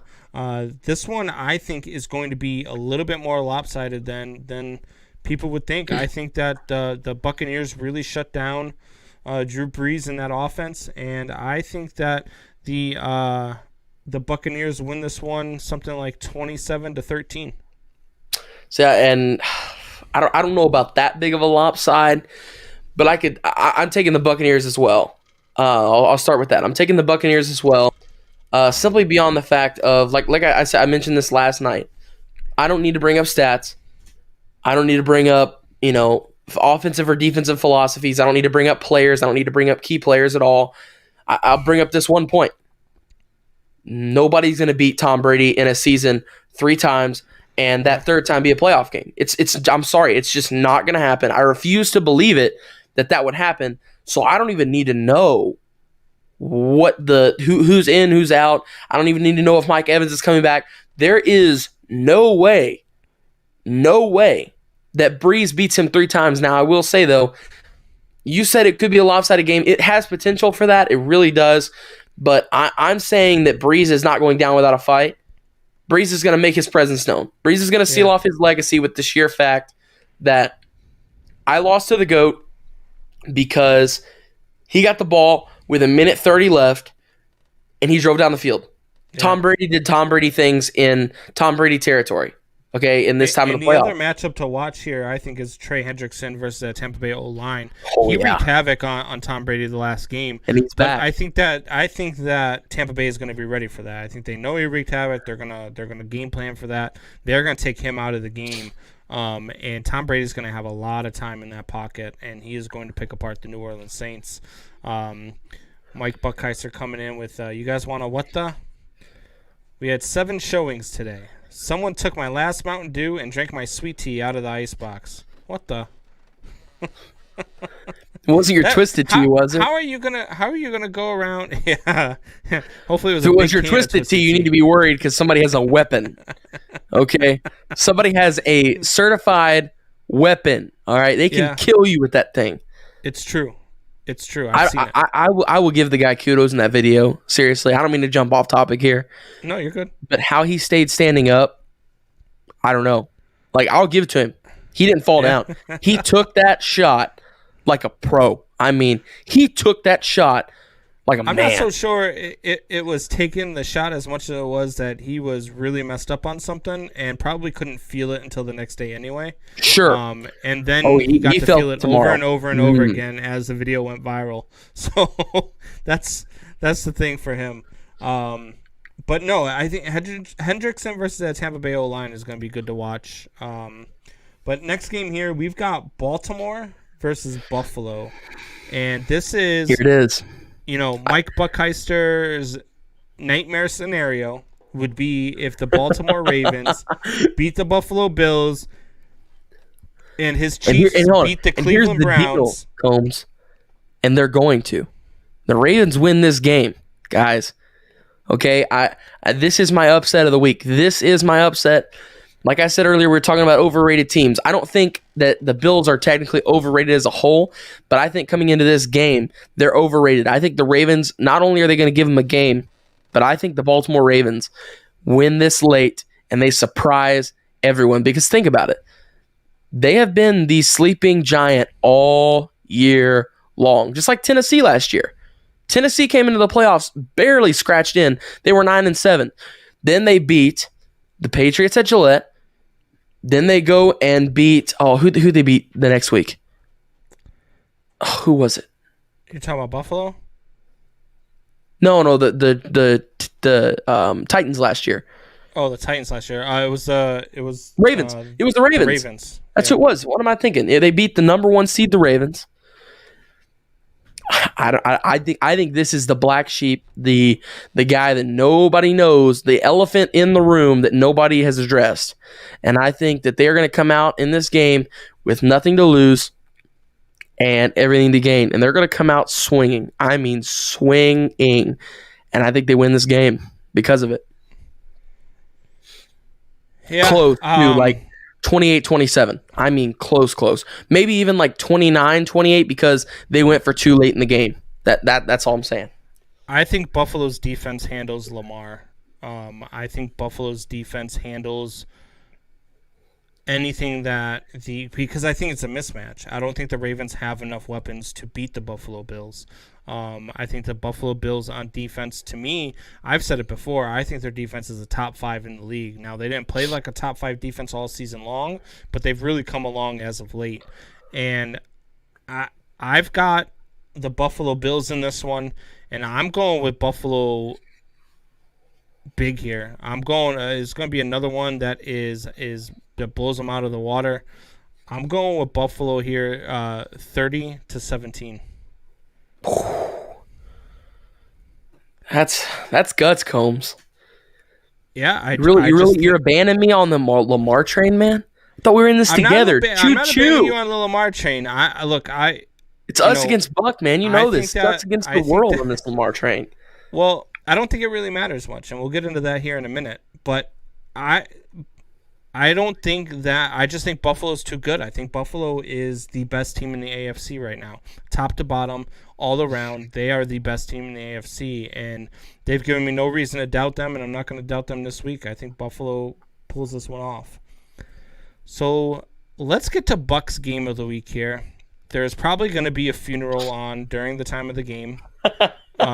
And if there's not, there might be one after the game. Yeah. Because Buck may have a heart attack. So KC versus Cleveland. Who do you got, Wyatt? I got KC. I want to take the Browns. I really do. I would love for Cleveland to do that. I mean, they're on such a roll right now. Believeland, baby. I mean, they're playing great, and they got a lot of talent around them. But I'm going to revert back to a saying I had some 2 years ago. I had a couple of friends ask me, what do you think of the Cleveland Browns? With them adding Odell, them adding Jarvis, them adding, they got Chubb who's playing really good right now. And I'll keep it to one line here, and I use this often. You can never forget one thing when you're talking about the Cleveland Browns. You know what it is? What's that? They are, and they always will be, the Cleveland Browns. They will find a way to screw themselves over in this game in some way. No matter how talented they are, no matter how great they are, and they always will be, the Cleveland Browns. It's like that saying, what you have been, you always end up being forever. What is it? I can't remember off the top of my head. But anyways, they are Cleveland. They always have been, and they always will be. They always choke in these big moments once they finally get them once every, 100 years. They never won this game either. They've never got this far. And I can't see them moving past Kansas City, who is comfortable. Kansas City is comfortable. They know what they're doing. They move well on the field. They're a unit. They click on all cylinders. Yes, they play teams close. They play down to their competition. Absolutely. We've seen it time and time again this year. But I can't stomach the fact of the Browns beating them. It doesn't ring to me. It doesn't make sense. Well, you better get the Pepto-Bismol out. Fuck. Or Combs, come on. The matchup here to watch is actually off the field. Combs, either I'm going 4-0 here or you're going 0-4 here, okay? We're going total different opposite ends of the spectrum here. And last year we aligned pretty well. Other than the Seattle Rams game, we were neck and neck, man. Yeah. This year we're opposite ends, man. I don't know what it is. Joe Woods versus Andy Reid is the matchup to watch here. Joe Woods, the defensive coordinator for the Cleveland Browns. Andy Reid, obviously the head coach for the Kansas City Chiefs. He does the play calling. Joe Woods is very, very good. And Andy Reid, I've said it before. I said Andy Reid is the one guy in the playoffs in a big game I don't want coaching my team. Obviously they won the Super Bowl last year, so he did have his one shining moment. But I think that's all he's got. And the Kansas City Chiefs play down to their competition so much. They've done it all season long. They play down to their competition. They let their competition hang in the first half. They give them, a reason to hope. And if you do that to the Cleveland Browns, that is dangerous. I am going Cleveland Browns here. And I am taking the Cleveland Browns over the Kansas City Chiefs 37-35. And Baker Mayfield is going to lead a game-winning drive. And the Cleveland Browns are going to kick a field goal in Kansas City. And the Cleveland frickin' Browns are going to the AFC Championship game. No, I was watching one of a talk show today, a sports talk show today, that had, they were going through some of the Twitter things, and after the game, one of the Chiefs, it was Kareem Hunt, said, "It looks like we got some competition next week," and then a response from one of his teammates was, "Nah, not really," with the laughing emoji. They're taking this team lightly. I think that's going to be their downfall too. I think that's what the problem is. Yeah, I think they're overconfident. I think Pittsburgh did the same thing. Remember Pittsburgh? I mean, he had all that talk. Juju Smith-Schuster. They're still, at the end of the day, they're still the Cleveland Browns, though. Well, and that's what I said. And at the end of the day, they're still the Cleveland Browns, and they whooped your ass. Yeah. And you know what? Kansas City's doing the same thing. Look for Baker Mayfield to have a huge day. Baker Mayfield's going to throw for 400-plus yards. Baker Mayfield is going to have a day, and he is going to out Patrick Mahomes in Patrick Mahomes' home. Say that 5 times fast. Out Patrick Mahomes in Patrick Mahomes' home because he is Patrick Mahomes or better than Patrick. Where are you going? When does Baker Mayfield is going to out Patrick Mahomes, and the Cleveland Browns are going to the AFC title game. Write it down. You heard it here first. So just to recap. So you got a 37-35. I forgot to give my score here. I got Browns losing by let's say 11. Okay. 11 points. Double talk digits. after the show, man. I'm gonna take some of your money. I'll take the Browns in 11. All right. So just to recap, we had the Rams in Green Bay. We both are on Green Bay. Tampa Bay, New Orleans. We are both on Tampa Bay. Baltimore versus Buffalo. You've got Baltimore, Wyatt. I've got Buffalo. Kansas City versus Cleveland. Wyatt takes Kansas City, and I have got Cleveland. So, all you guys out there listening to the show, choose your sides. Let us know who you think has the right picks. Let us know who you think is going to win the game. Let us know who's right and who's wrong. I think I'm right. I think Wyatt's wrong. I think I'm going 3-1 this weekend, and the Rams are going to win. So, let's go. I'm going 4-0, Combs. I don't think you are. We'll see. We'll see come Sunday. We will. I'll tell you what, though, Combs, if I go 4-0, I'm going to have your number come Monday. All right, on this show. I'm going to let you have it. All right? Especially if the Cleveland Browns get blown out.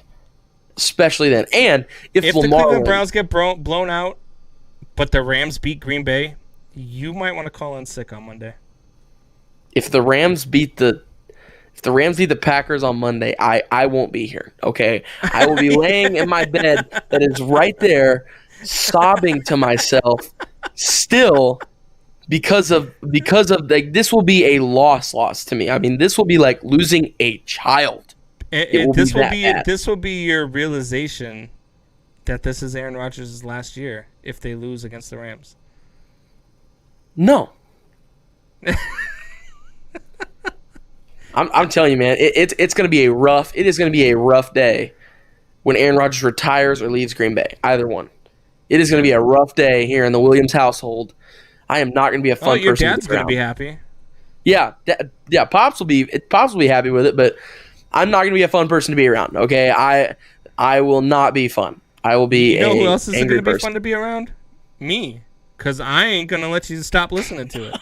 Hey, here's the deal, man. Even if we lose Aaron Rodgers, I still got faith we beat the Bears. Do you know what would be amazing? If Jordan Love stepped up like Aaron Rodgers has after Brett Favre. Combs, if that happened, as a Bears fan, 20 years in the future, what would you say to yourself right now if you knew that Jordan Love? If Jordan Love takes over for Aaron Rodgers, I will say, man, Jordan Love was really good, but I am so glad Aaron Rodgers came to the Bears and we wiped them out for the first 5 years of Jordan Love's career.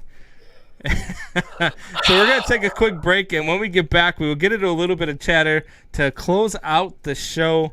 Guys, it's been fun talking about our picks. We've got our picks in. You guys get your picks in. We'll be back 2 minutes.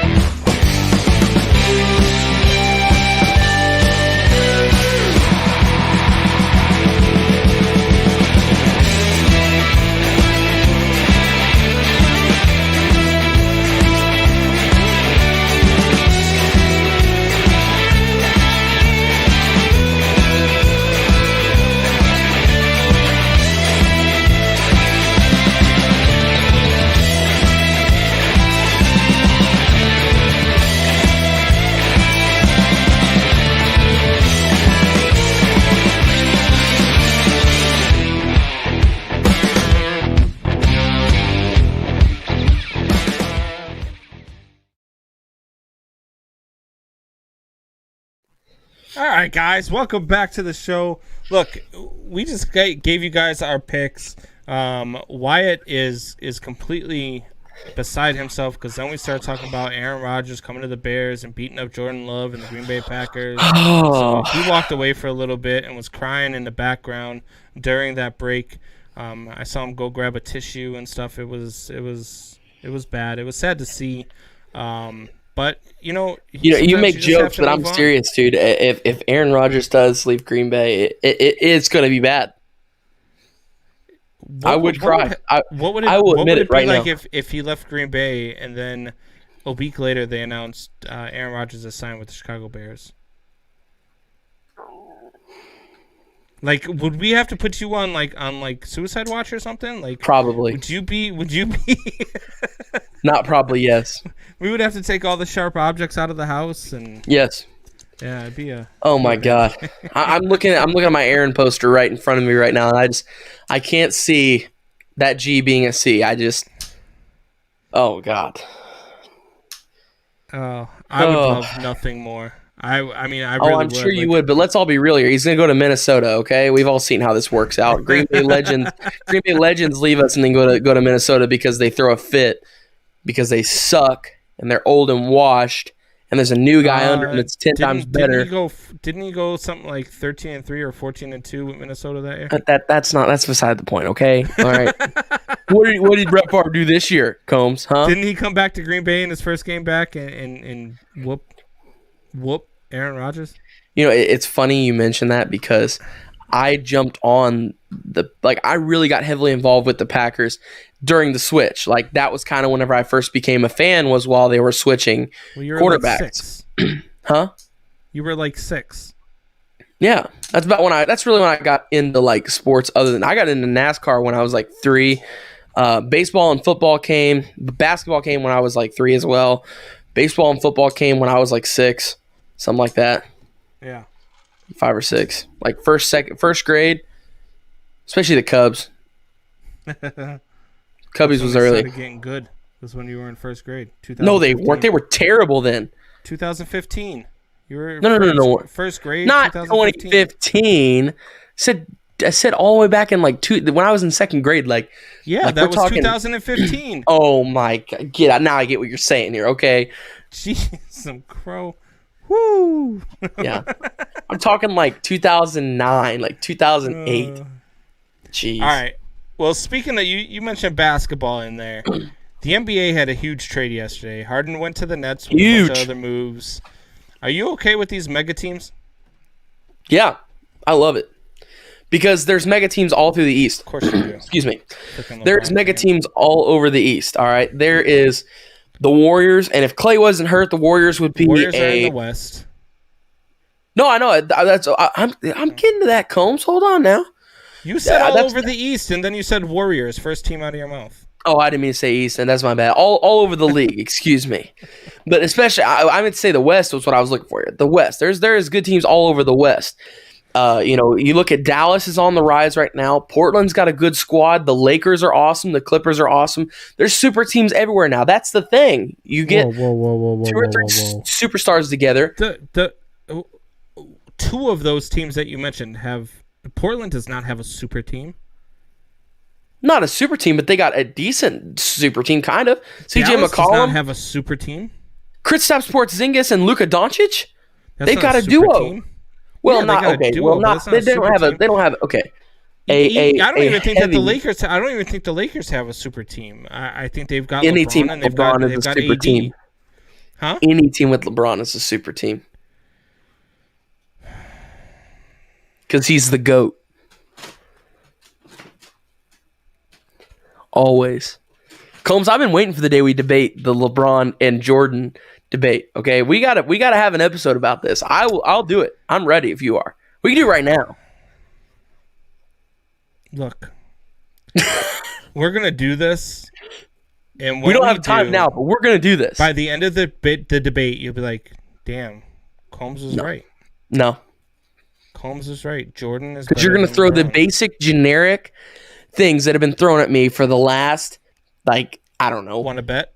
6 years. Yes, I will bet that you're going to tell me stats that I have heard. The only thing you're going to do is you are going to go back and you're going to watch the debate that I already did, and you're going to know all the firepower that I bring because I smacked Wayne G down in that debate and made him believe. I watched that debate live. I really did. I watched that debate live.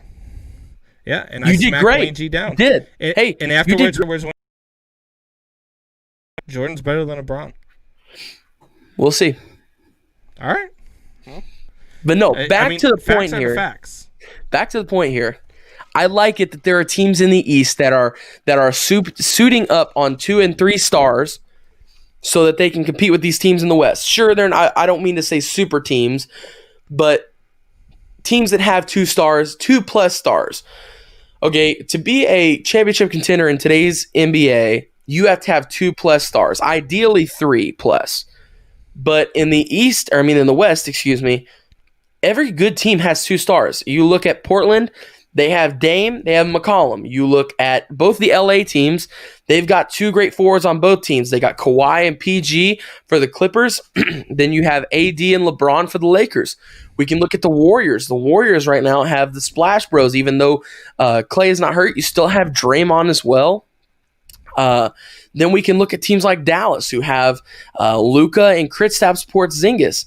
There's a lot of guys here and there. Oh, and I even forgot to mention with the Lakers, they got Dennis Schroeder now too. So even more firepower. So it is nice to me because the East has been so dead since LeBron left. LeBron was the East. LeBron made the East competitive.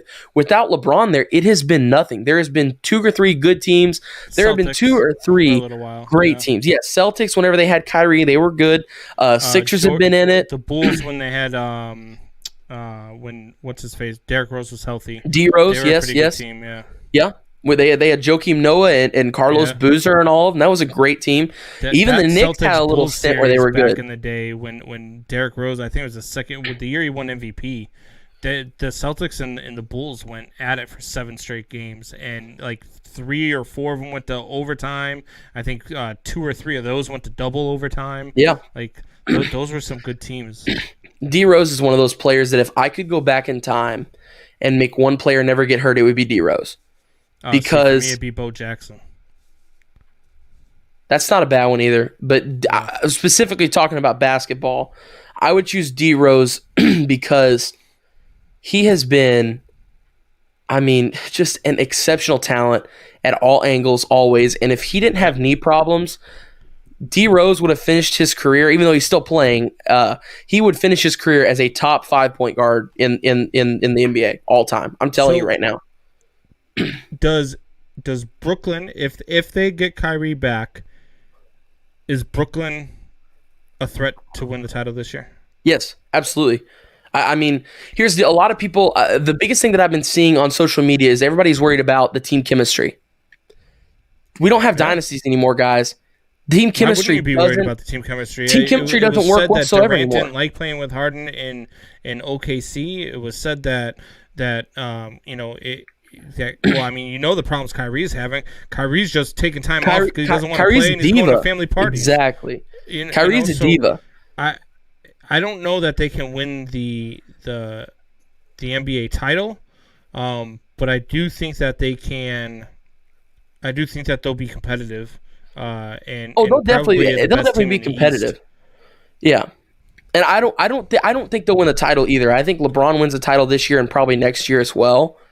But I don't know, man. Golden State. Here's the deal. If they're healthy, but Clay is hurt though. They can't stay healthy. They can't keep both of them healthy at the same time, so they can't excel right now. But here's the deal. Yes, they don't have good team chemistry. But we can look around. Team chemistry doesn't matter anymore. It's not like back in the day when you were a kid, Combs, and watching. I mean, team chemistry was everything. The dynasty was everything. You had Jordan and his team with Pip. I mean, the dynasty was awesome. You had the Lakers back in the day. The dynasty was great. You had the Celtics. The dynasties were great back then. That was all about the dynasty, the team chemistry, everybody sticking together. But now the NBA is such a diva league that team chemistry doesn't really matter anymore at this point. And here's the deal. Yes, the team chemistry might suck, and I really do think it does. I think they have too many divas on one team. But here's the deal. If you put up 130 a game, team chemistry doesn't matter. Defense isn't going to matter. Defense is non-existent in the NBA anymore. It hasn't been existent in, 10 years. We haven't seen a good defensive team in probably 10 years, really. I mean, the last pure defensive team I could think of was Memphis whenever they had Zach Randolph and Gasol and Conley back in the early 2010s. That's the last pure defensive team that I can think of. Other than that, it's been all shooters. It's a shooter's game now. It is a guy that can pull up and hit threes. You can be successful in this league. It's not about defense anymore. It's about who can put up more points and who can match it. Sure, the team that wins the championship always makes a couple of great defensive plays down the stretch and in big games, but at the end of the day, it is always and always has been and always will be now in this NBA be about how many points you put up. And just as long as these guys put up 130 a game, there's nothing that any other team is going to do in the East especially. I mean, look at it. They only have 1-5 on their entire roster. DeAndre Jordan is their only center on the entire roster. They're going to run small ball like the Warriors did. That's what this philosophy is. They're bringing what Steve Kerr did back in the day. Back in the early 2010s when he was crafting this team and really building it up. When he took over as head coach, that's what he did. I mean, their big guy was Draymond Green, and he's a little big guy. So that's what they're going to do now. I think Jeff is going to be the 5, and I think that Joe Harris is going to be the 3. KD's going to come in at the 4, and they're going to literally have 3 top 5 shooters in the league right now, 3 top 10 at least shooters in the league right now on the same team. And like I said, they're going to put up a ton of points, and that's all that's going to matter for this squad. It'll be interesting to say the least. All right, so before we get out of here, Wyatt, we're going to settle this once for all. 30 seconds or less, tell me why LeBron is better than Jordan. All right, guys, that's all the time we have for tonight. Man Hour Nation, rise up. Won't cut short, got the best talking, it's all sports. Buzzing more than buzz beats. We coming live off 3 speaks, go. Make sure you tune in to Man Hour After Dark on YouTube, 9 p.m. Eastern Time.